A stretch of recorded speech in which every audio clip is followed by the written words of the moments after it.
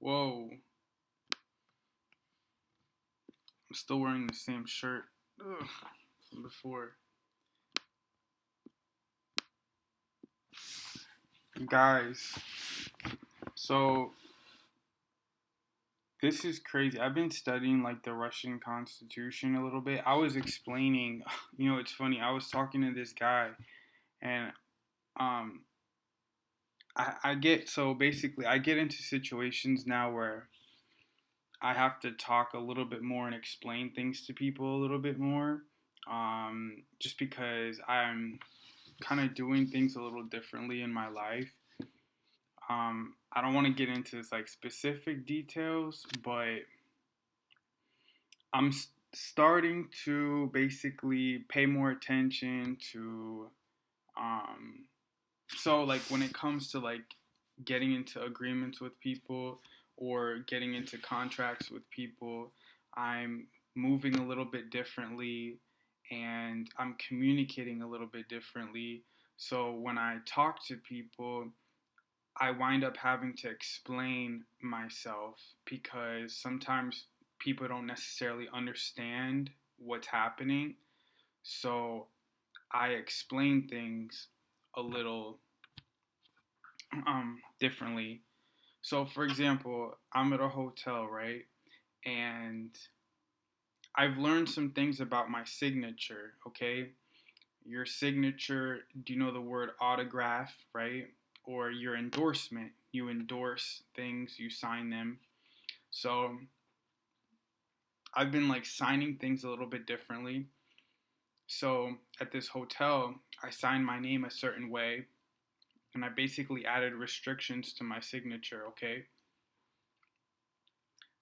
The hotel clerk, who was an Indian guy, he's a cool guy, but he got kind of confused by the signature and I think he got worried about the signature and he thought that I was trying to do some kind of play some kind of trick or something.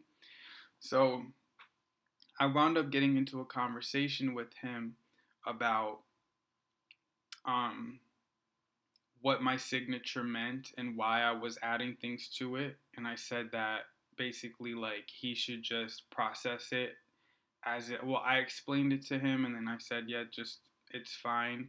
And I said that, when you sign things, you don't want to just blankly sign things, you want to restrict your signature. But, anyways, that led to a conversation about um, different things and it led to basically so ever since I read the Russian Constitution, um, it's really made quite an impression on me a lot. I'm really ignorant to a level that is embarrassing almost.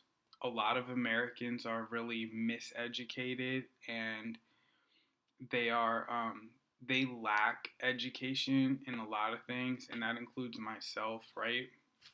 So I mean, if you ask probably the average American if they've read the Constitution at all, I mean, that would easily be probably, it would be probably hardly anyone has actually read the Constitution of the United States.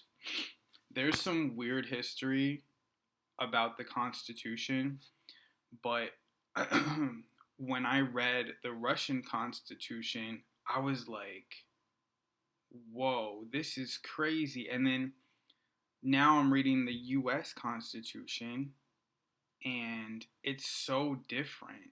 And it's like kind of a puzzle. So I was telling this Indian guy, I was like, dude, I was like, because I got so fired up from reading the Russian Constitution. It had such like an effect on me.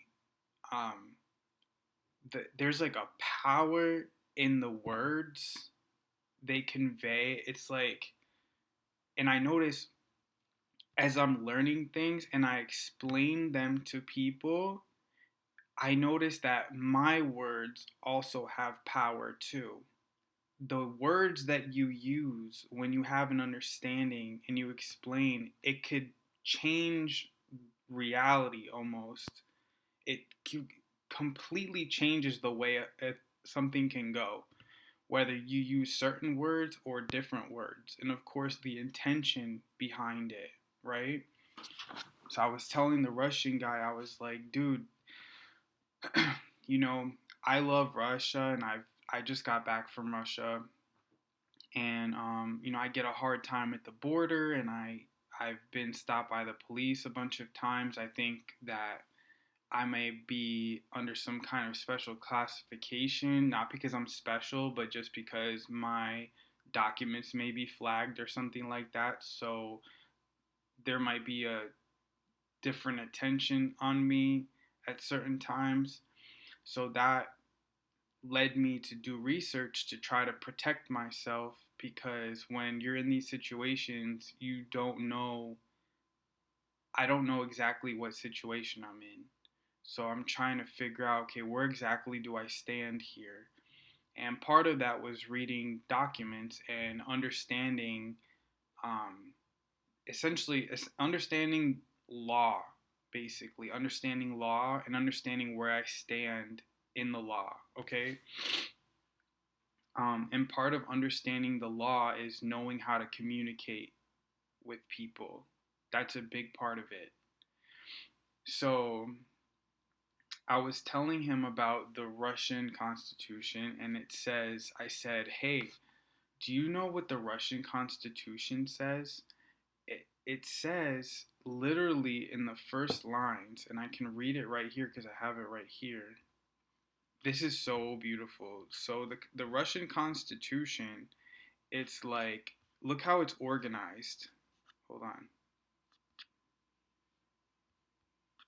me just keep this on here. Flip on top. It's organized so neatly, right? Check this out. Look at this. The first two chapters are about man, right? Mankind. And I love the language too, because when you talk about man, you're talking about mankind. You're not talking about man, woman. You're talking about humanity, right? And the first two chapters are about man. The rest is about the structure of the government and other things. I haven't really gone into the rest of the chapters, but right in the first chapter, okay, there's a total of about, I think, 137 articles in the entire Constitution, and it's broken up by chapter. But in the first chapter, the first article is explaining what type of government Russia is, and it's only two sentences. That's it. It's really simple. But the second article, it says, man, his rights and freedoms are the supreme value. The recognition, observance, and protection of the rights and freedoms of man and citizens, not just citizens, shall be the obligation of the state. Shall be the obligation of the state. Then it says, this is what I told the Indian guy, the bearer of sovereignty and the only source of power in the Russian Federation shall be its multinational people. The bearer of sovereignty and the only source of power in the Russian Federation shall be its multinational people. So I love explaining this to people because it's such a beautiful thing. Once you start learning about what sovereignty means and where that comes from, this document does not give sovereignty to the people. Sovereignty is inherent in the people, and that is established by God's law. Okay? So, our Constitution is a lot less simple. It's a lot different than the Russian Constitution. Okay? If you go here, you see there's nothing about the people uh, in the Constitution. I know it says we the people of the United States, but really there's not a whole lot about the people. When people reference the U.S. Constitution, there's a lot of weird stuff with the Constitution that involves history and that I don't fully understand. I haven't figured it all out completely, but there's some shady stuff concerning this.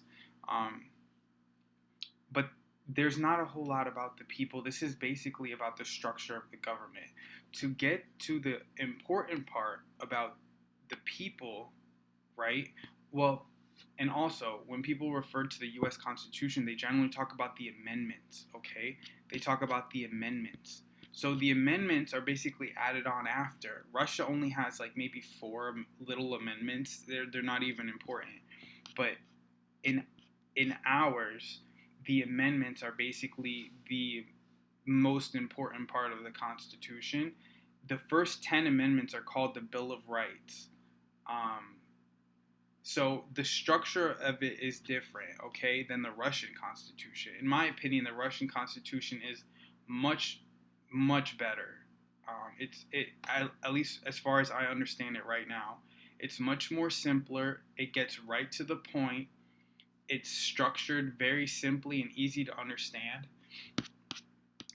This is like, yeah. So you have the top part, right, which was the Constitution, and it just talks about the rights of the government and the way the government's structured. So like, it talks about Congress. Citizens of each state shall be entitled to all privileges and immunities of citizens in the several states. A person charged in any state. So it's really stuff that is just okay. Like, who cares? Like, people want to know, like, what about me? Like, what you're talking about, all what you're gonna do. It talks about imposing taxes. It talks about you shouldn't do this, treason against the United States. But who cares about that if you haven't established the rights of the people or where the people stand? Remember, the bearer of sovereignty and the sole source of power for the government is the people. So you need to talk about the people first. The people are the primary concern. Then you can talk about the government, because the government is in place to protect the people, okay, and act on behalf of its interest. It says that in the Russian constitution too. The recognition, observance, and protection of the rights and freedoms of man and citizen shall be the obligation of the state. Okay? So, when I was reading this part right here, I didn't really get into the amendments, but then I said, hey, what other documents are there, maybe? And the closest thing to the Russian Constitution is the Declaration of Independence, actually. So it's weird. Like, honestly, it's weird. If you guys have any if there's any like people who have any thoughts about this kind of thing, let me know. But yeah, I'm not gonna keep going on and on about it. But yeah, this is basically about the people right here. It's the Declaration of Independence. Yep. So there's some weird stuff going on with the U.S. Constitution. It started out as the Articles of Confederation, and then there was some weird stuff with the War of 1812 where documents got burned or whatever. And so I don't know. But anyway, let me know what you guys think.